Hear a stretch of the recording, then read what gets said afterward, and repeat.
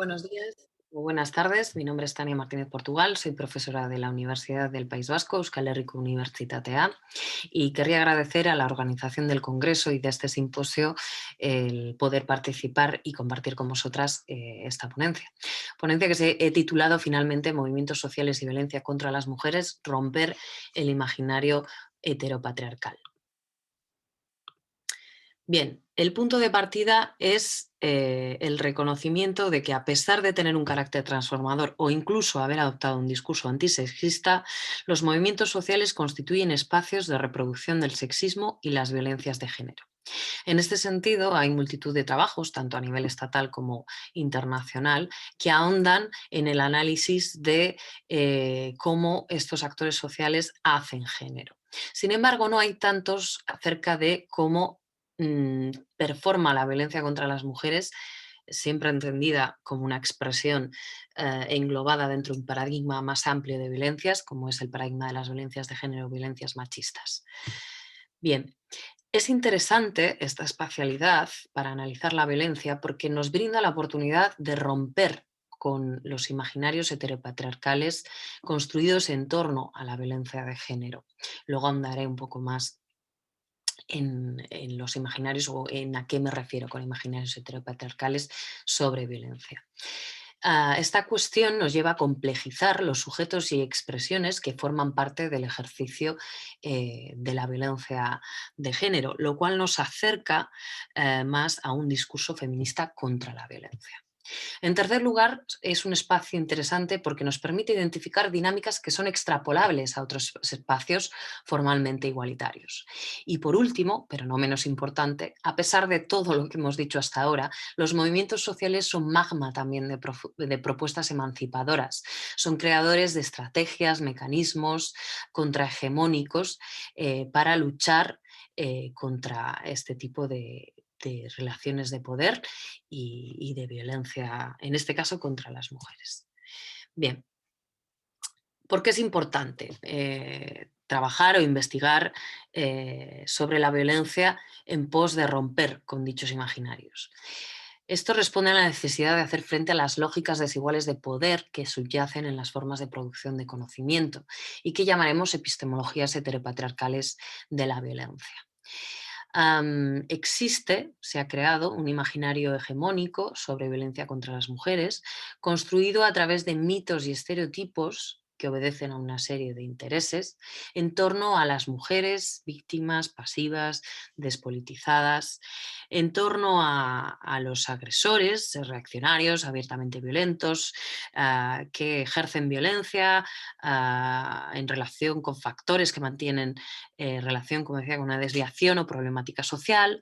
Más recientemente el mito del depredador sexual, que se escucha muchísimo en medios. Y estos mitos y estereotipos que componen estos imaginarios se reproducen a través de diferentes dispositivos, como son instituciones sociales, sistemas de normas o el propio discurso en torno a la violencia. A ver, eso es.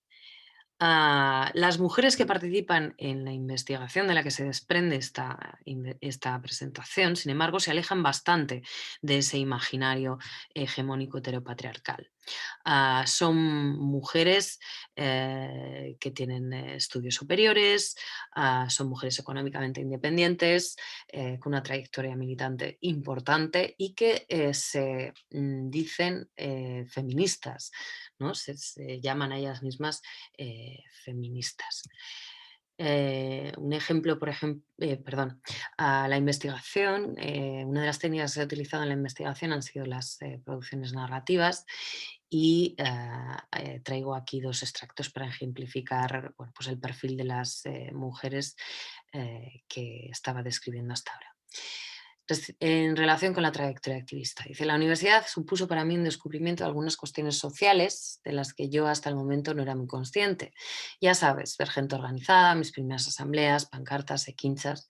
Empecé entonces a colaborar en un movimiento contra la guerra de los Balcanes y más tarde en otro grupo antimilitarista.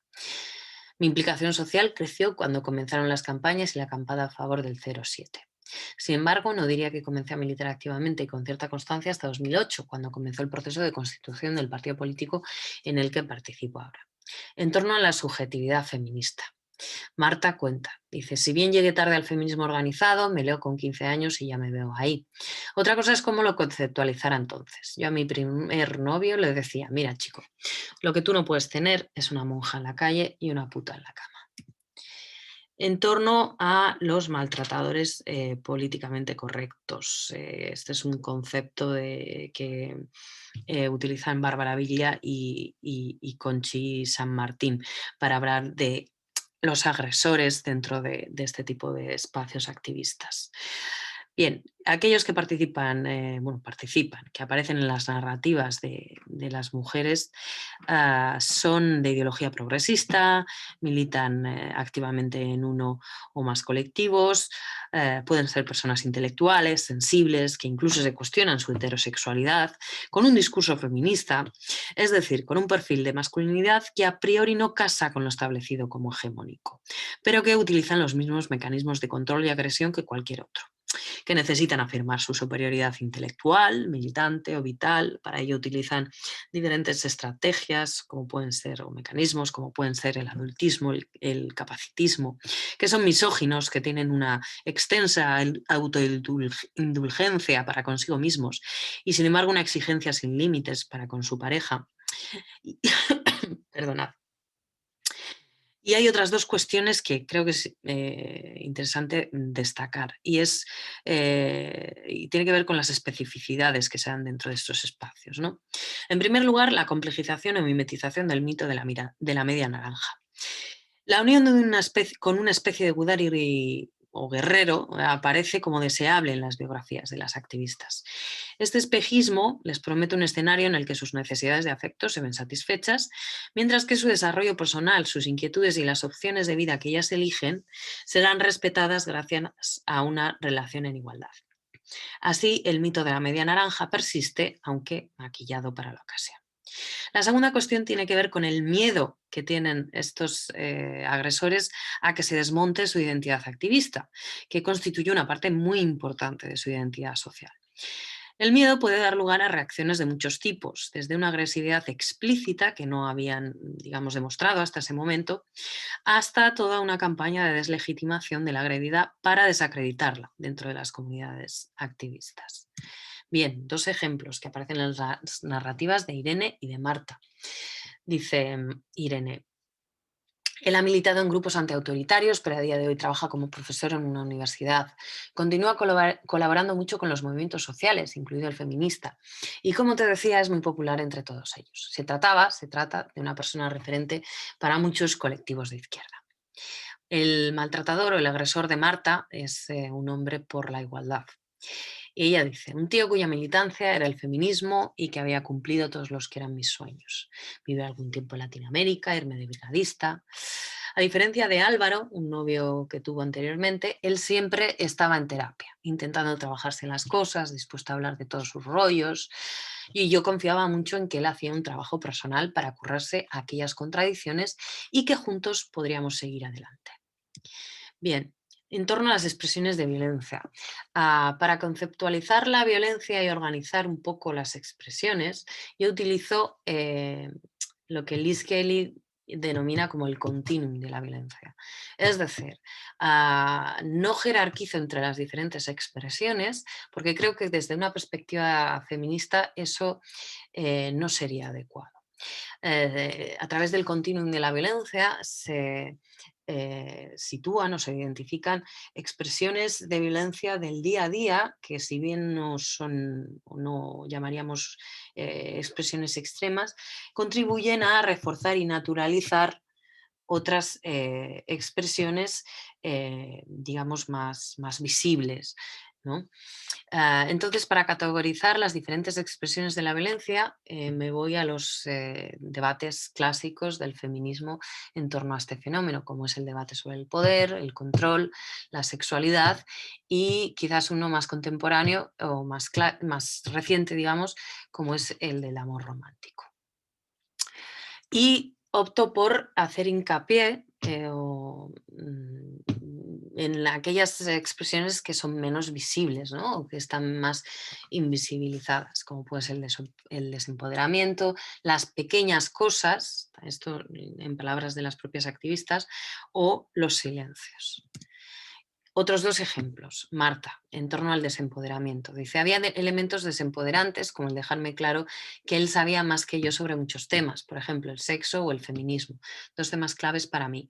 Quizás al principio aceptaba que efectivamente era así y no me afectaba tanto. Sin embargo, cuanto más iba aprendiendo sobre ambos, más desempoderantes resultaban su posición y comentarios. Miren, sobre las pequeñas cosas. Dice, ha pasado el tiempo y algunas cosas las he olvidado, no sé, eran cosas que iban poquito a poco y no me hacían sentir cómoda, pero al mismo tiempo tampoco las identificaba como agresiones sexistas o relaciones de poder.